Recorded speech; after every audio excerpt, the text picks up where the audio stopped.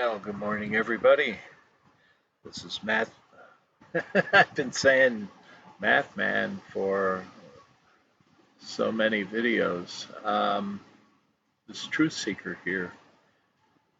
Many of you know I have two YouTube channels, one dedicated to mathematics and the other to my experience as a Bible student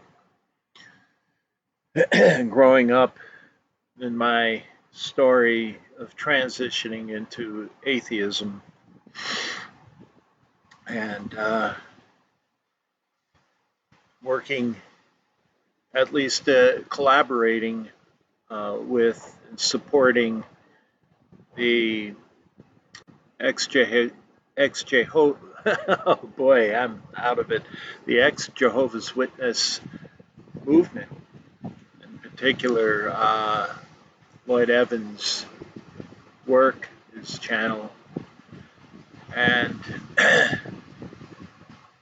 I've made a number of my own videos to provide perspective from a Bible or ex-Bible student's point of view, and I've over the last half a year or so run into some health problems. I guess after 65 years of using my body, I understand now why I did many of the things that I had done. And that's what freeing yourself from the prison of religion does for you. It opens up broadens your horizons, broadens your ability to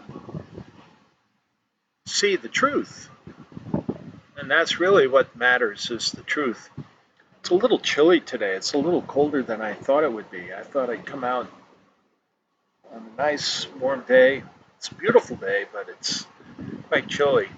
Might cut this video a little short.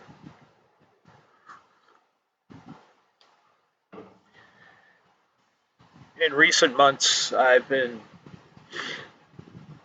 fighting a battle with my ticker, my heart, and it's a little bit more serious than I had hoped it to be. I began experiencing some very concerning symptoms of old days on Christmas Day, and went to my cardiologist, and it began a series of tests, and ultimately about a week and a half ago I had a pacemaker defibrillator put in. Now this is amazing scientific advancement because in the not too distant past there wasn't much that doctors could do, the medical community could do for a person like me. But now they have this electronic technology that they can insert right up here in my left shoulder. I've got a bionic heart, and I have a pacemaker that's been installed. I am on a lot of medication right now, but a pacemaker has been installed that also doubles as a defibrillator. It's a hard word to say. And, you know, the paddles that you see, I don't have to, if my heart stops or starts running awry, I don't have to call an EMT team and hope that they arrive in time. It just automatically shocks my heart back into normal rhythm. And in the week and a half that I've had it, I haven't had any shocks. So thank goodness for the pacemaker part. It sets the heart straight when I go into tachycardia. But I've been receiving inquiries recently on my channel hoping and wishing me well, and I appreciate those thoughts very much. I didn't mean to disappear, but we're in a very weird time.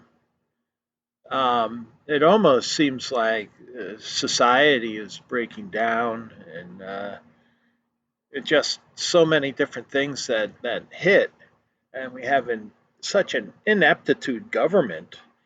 The instead of making things better, we have leadership that is exacerbating problems, and it's all because there's a pathology there that in the person who's really stepping up and should take the leadership role. There is a pathology, psychological pathology that doesn't allow him to empathize and to make good decisions. He's just a bully. I think they call the disorder psychopathy. If you take a look at it, psychopathy is a lot more common than you think. And there are many articles on psychopathy, and they talk about it in the business world. Most people think of psychopaths as being in the being criminals, sociopaths, individuals that um, antisocial, tear down society. Well, psychopaths are also the majority of them are out in the world wreaking havoc in marriages, wreaking havoc in businesses. They, there's an estimate that as you rise in the corporate ladder, the the incidence of psychopathy or people who would qualify for psychopathy increases as you rise in the corporate ladder because these people are ruthless and they have no empathy. They're self seeking and they'll do whatever it takes to get to the top of the heap. I think we have that in our government, and I find it very disconcerting because the Constitution of the United States doesn't mean anything to that individual at all, except how he can play it to his advantage. So we have the COVID crisis, which hasn't disappeared. The warmer weather, the summer weather, has caused a dip in the number of cases in New York, New Jersey area. There's been a reverse in the trend of new cases, but that's supposed to all change in the fall. So these epidemiologists who know about these things expect a comeback, and I have to be particularly careful because of the elevated risk, not only from an age point of view, but also from my health point of view. The fact that I suffer from heart disease. But that aside, I expect that I will be returning to the activism in the not too distant future. I've tried to avoid things that disrupt and upset me, from an emotional point of view, because uh, I was wearing a monitor, a Holter, for an entire month, and on the topic of politics and the topic of the way the COVID crisis was being handled uh, would upset me. The service that was monitoring my heart would call me up and ask if everything was okay because my heart would go into tachycardia. So I have to try and keep myself as emotionally disconnected and calm as much as possible, at least until I recover some. The doc tells me I'll be ready to return to work in a couple of weeks, and that it takes at least 6 weeks for the leads to really get themselves established in my heart. So I have to be very careful about raising. I'm a one-armed person in de facto terms, and that it's interesting. Even though they put it, I'm right-handed. The You use your left hand for an awful lot of stuff you don't think about. But I know that life goes on. The the abuses of religion hasn't stopped. They're proceeding. I have been following a little bit some of the things that are going on in the JW world. Um, I know the Bible students have canceled their general convention because of COVID. I don't know if that was from the college's influence or if that was a decision that was made um, by the Bible students themselves not to hold the general convention. But this is the first time in probably since the Second World War that the Bible students have not had a general convention. I think they're going to have some kind of a online substitute, but that's not the same. And with Bible students, physical fellowship is extremely important. I'm certain that that's true too with the Jehovah's Witnesses. Both of them have the same history up until the 1920s, the late 1920s, when the rift became permanent between Bible students and the Watchtower Society. But for the first 60 years of the Watchtower's history, the Bible students were the predominant movement that was associated with the Watchtower. And then Judge Rutherford took his loyalists and formed his own movement, the Jehovah's Witnesses, and grew it. They had the physical resources, the printing equipment. They had all the um, legal rights to the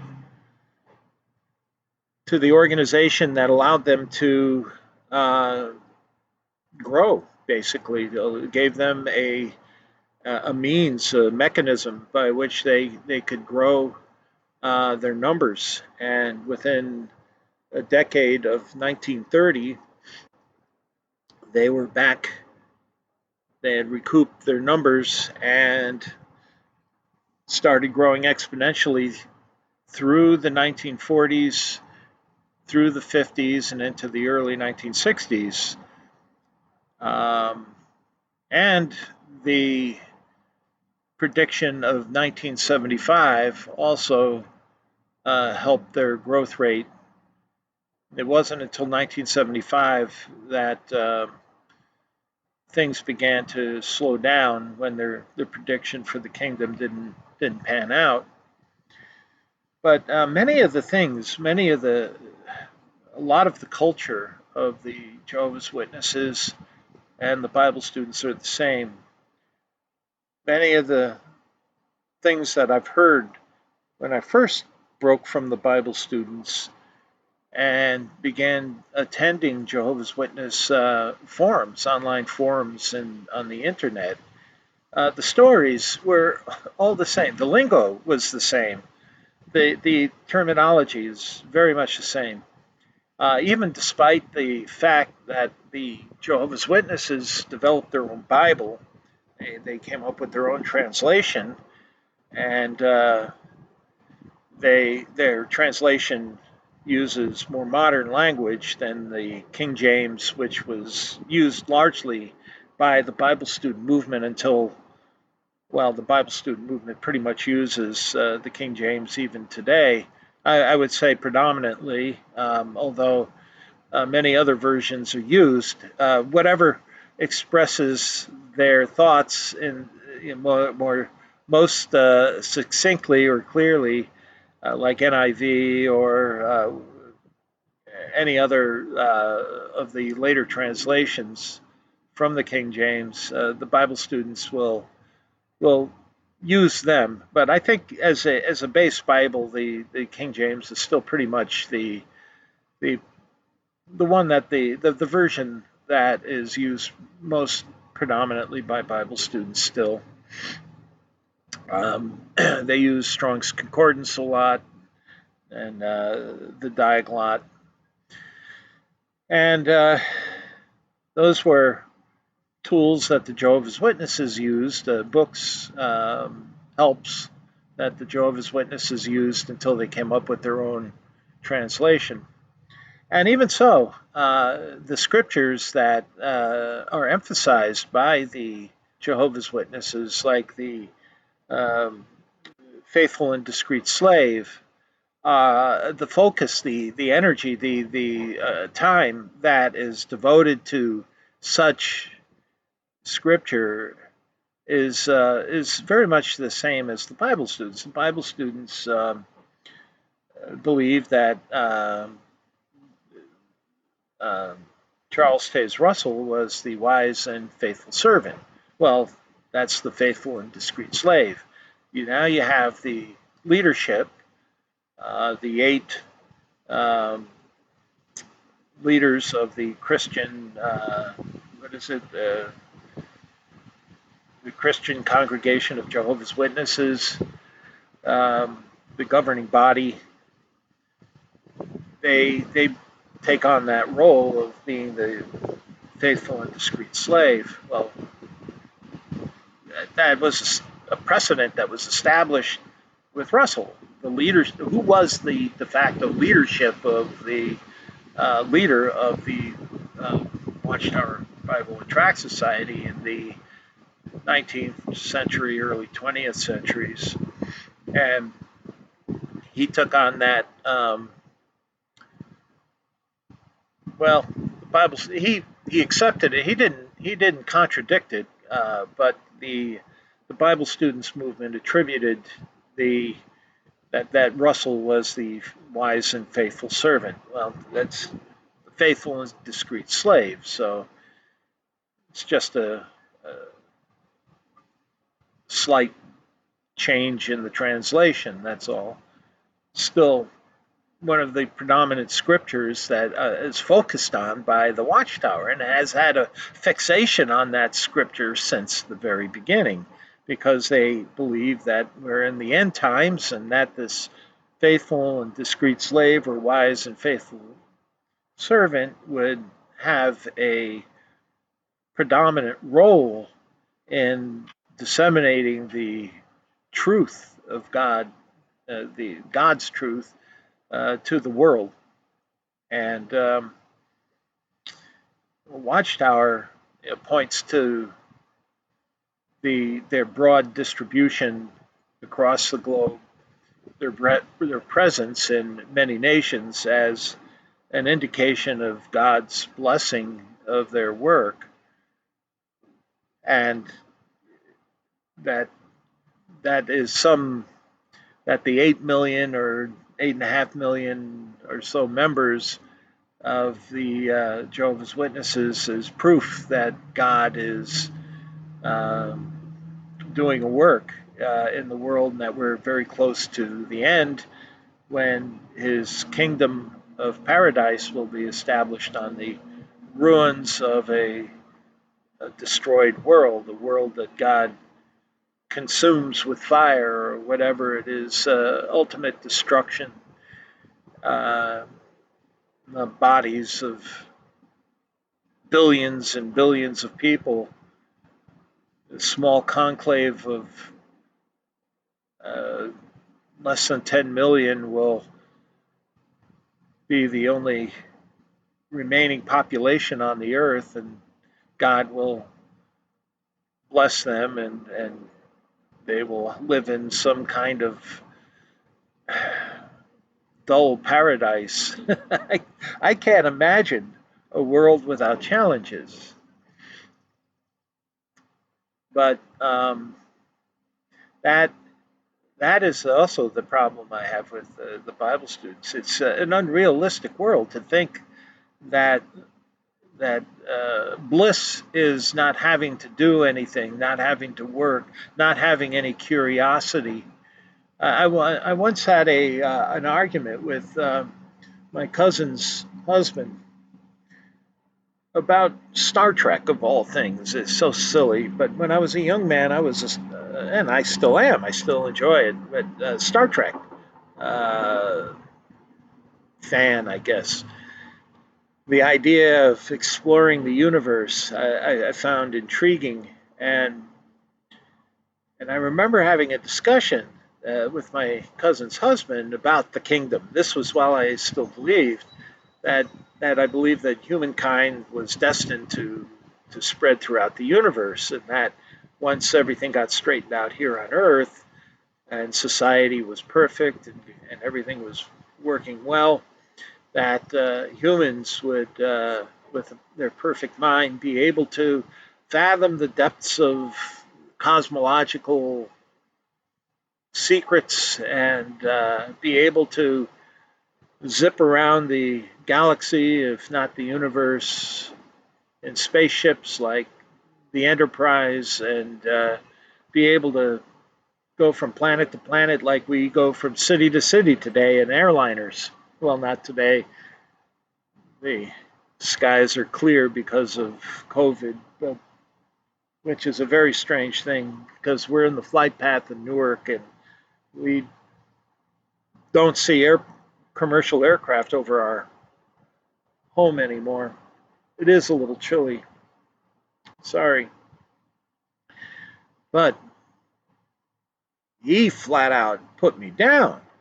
And of course, he was an elder. He was only a few years older than me, but I was always the black sheep, and always considered the black sheep of the family, uh, and the renegade, the rebel rouser. So he contradicted me, and he said, "When humans are perfect, they won't have any need to go out into space. God will do whatever He wants to do. Humans will stay here on Earth forever and ever and ever and ever forever." I mean, forever is an inconceivably long time to be sitting under your vine and fig and not having to work for your food, and finding. I mean, my God, it'd be blowing my head off after a couple hundred years of not having no challenges. I think that's what drives that's the human spirit, is are the challenges that we have to overcome, and that's one of the noble aspects of our character. That's why we have made it this far, at least through the evolutionary process. Hopefully, we don't destroy ourselves, but there's nothing much that anyone can do if somebody decides to push a button. I mean, absolutely. I heard the most insane thing yesterday where President Trump thought that the use of nuclear weapons, strategic weapons, could be used to deter uh, hurricanes from hitting the United States. That shows you the absolute ignorance, the complete and total ignorance this president has.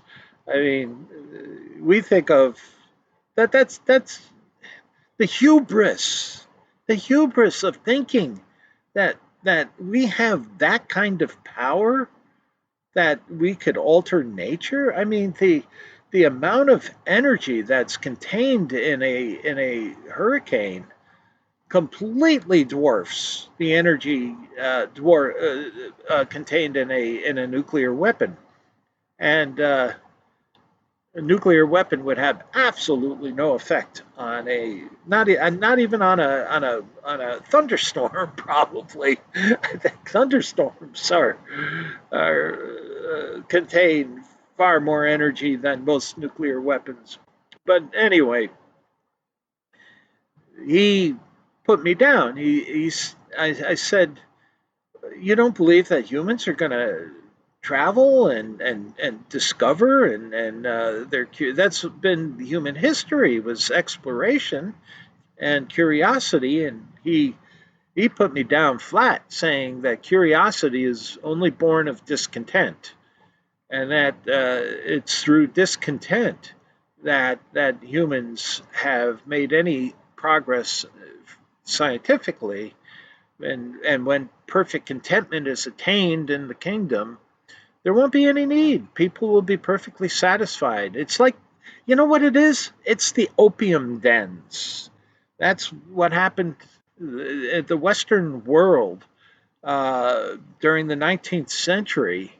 Uh, they they they um, they colonized. They appropriated through military force lands in India and China, uh, and made them subject to these little colonial powers like England and these small European nations that are no larger than the eastern states of the United States, and they were controlling vast territories, and they kept the people, especially in China, in physically in subjugation through addiction, opium dens, where people had absolutely no drive, no desire.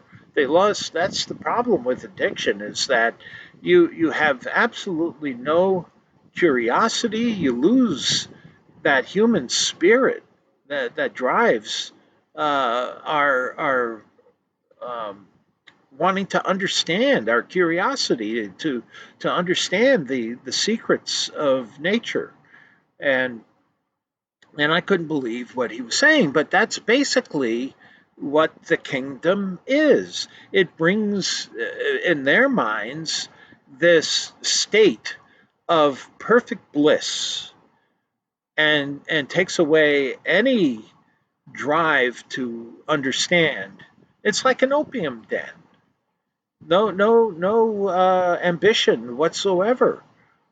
And that really was a very disturbing element of the Bible students to me. And I could never accept that. I could never accept that. And I dismissed him, and he dismissed me. I mean, he just, because he was an elder, again, there's the authoritarian thing. Even though he was only a few years older than me, and a young man himself, he was an elder, and having that position in the ecclesia, the class, the um, well congregation that he was uh, in, uh, you were supposed to respect. You were supposed to accept their opinion because they were chosen elders. And if you weren't an elder, you really didn't have any status, anything worthy of any merit. I mean, to bring nothing of worth consideration to bring to the table. You were considered either. incompetent, or you were just a renegade with a little something wrong with you. So there was no room for free thought within the Bible students at all.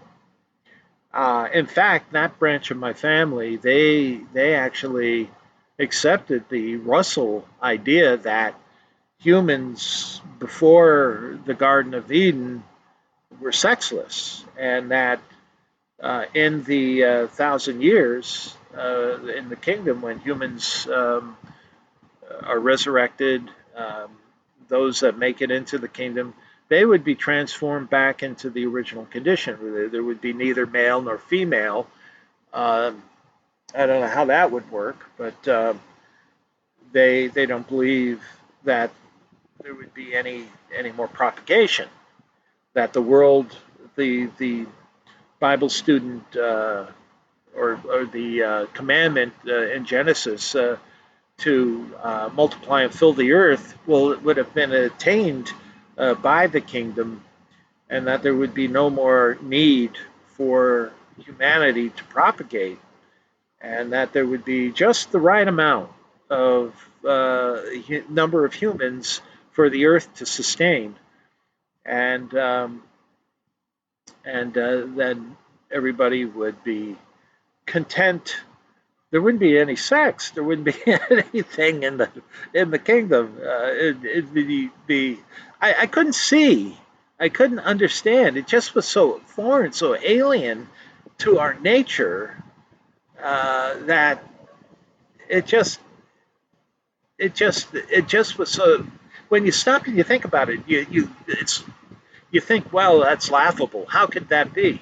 But when you think about that people really took this seriously, that there are people that believe this, that um, I don't know if it's the preponderance of the Bible students, but I know that many do because Russell said it. You can read it in the photodrama of creation itself, in the pamphlet, in the book, in the narrated narration of the slides. I think it's the seventh or eighth slide in. They, there's a narrative that was written by Russell that describes that humans were sexless before Eve was made, and the division between the sexes occurred when God took the rib from Adam and made Eve, and so the two twain were really one, but he separated them out for the purpose of propagation, and when that's done, there would be no more need for humans to have sexual distinction and would be sexless in the 1,000 years, and that was corroborated by Jesus' statement that when the what is it, the Sadducees or the Pharisees posed the question about the widow who had seven husbands, they all died on her. In the resurrection, which husband would be her husband? They were trying to pin him down, and Jesus replied or retorted that in the kingdom there would be they would be like the angels. They would be neither marriage nor given in marriage, for they would be like the angels in heaven. And that was used to, I mean, the idea, there's nothing explicit in the scriptures to say what an angel is sexually, but there's this presumption that angels are sexless and that humans will be likewise. And they point to all of the crime that is caused by the sex urge, the sex drive. They don't think of it in terms of what we really are, which is the evolutionary product of the great apes, and that this is a primal aspect, a primal drive that is through an instinctual drive that is something that we possess naturally, and that is what religion does. It takes what's natural and turns it unnatural. It defies our natural our natural being and turns it into something else. And you can see already that I'm worked up. So I'm going to put my pacemaker to rest. The doctor actually said the more excited I get, the more I put this pacemaker to task, and then the battery wears down. Although the battery is supposed to last 12 years, we'll see. 12 years would put me at 77 years old. I'll need a new one. By then, they'll have a technology that will make this almost nothing. I can't imagine what the technology will be like in 12 years. They didn't have this kind of thing 30 years ago. Progress. Maybe they'll keep me alive a lot longer than I anticipate. Maybe I will make 90. They'll keep me alive bionically. By I'll be a titanium person by the time I do finally kick the bucket. So anyway, thank you for inquiring. Those of you that have inquired, and I will be making more videos. I need some time to recover, and I am as passionate as you can see for this topic as ever. And I have been working on my math site, though. I have to admit that I've been working, keeping active, because mathematics, to me, that's truth. That's pure truth. You can't deny mathematics. To me, it's beautiful because it's a glimpse of the human mind and how it works, and how I think it's an amazing topic. Every bit as beautiful as art, because it's something that's unique to human beings. I mean, what we have accomplished over the last 300 or 400 or several thousand years mathematically is amazing when you compare us to all other known life that exists concurrently with us and preceded us. We don't know of any creature that has been able to develop the understanding of mathematics and logic, which is nature. I believe that this universe is intrinsically mathematical, and it's a glimpse of how nature works, and how the human mind can fathom that. So it's to me it's beautiful, and working out mathematical problems is very calming to me, and it's quite consistent with my pseudonym Truth Seeker, because to me math is truth. It's pure truth. It cannot be denied. You can't call it a hoax. You can't call it fake news. You can't call it anything. It's pure truth. Absolute and complete pure truth. And it's axiomatic. It's one of the only things. You can't, we don't have axioms in science. We have theories, and theories are as close to axioms as we have or can get. But our knowledge is always shifting, changing in the scientific realm. Our understanding of the universe is becoming more clear, and it progresses. The mathematics, on the other hand, is axiomatic. One and one is two, and we have absolutes in mathematics that cannot be denied, and that's why I love the subject so much. And on top of that, I had a wonderful professor in college who was probably one of the greatest mathematics teachers, certainly to have lived in the latter part of the 20th century, Dr. Charles Pine. I need to make a video about Dr. Pine sometime, because I almost quit school because of the pressure, college, because of the pressure that was put on me by my religious associates and the Bible students and the strong criticism that I was receiving. And Dr. Pine talked me out of it. He kept me in school. He was my mentor. And I mean, I remember after 35, almost 40 years, I still remember exactly what he taught me. And that's remarkable. It's still in my head. And I attribute all that to him. So I don't know. I'm not necessarily plugging my site. I do it for my own recuperative. I just gain joy of working out mathematical problems, and it's there as a resource if anybody wants to use it. I know it's going to be a little difficult for people to uh, go through it. I tried to organize it topically. But I do plan to put an index eventually. Someday I'm going to create an index of for that YouTube site so that it's not completely and totally on your own. You'll be able to, hey, I got a problem, look up a problem, and then be able to go to the video that solves that problem. So I do intend to create an index that was a red-tailed hawk that was being chased by two starlings. Nature.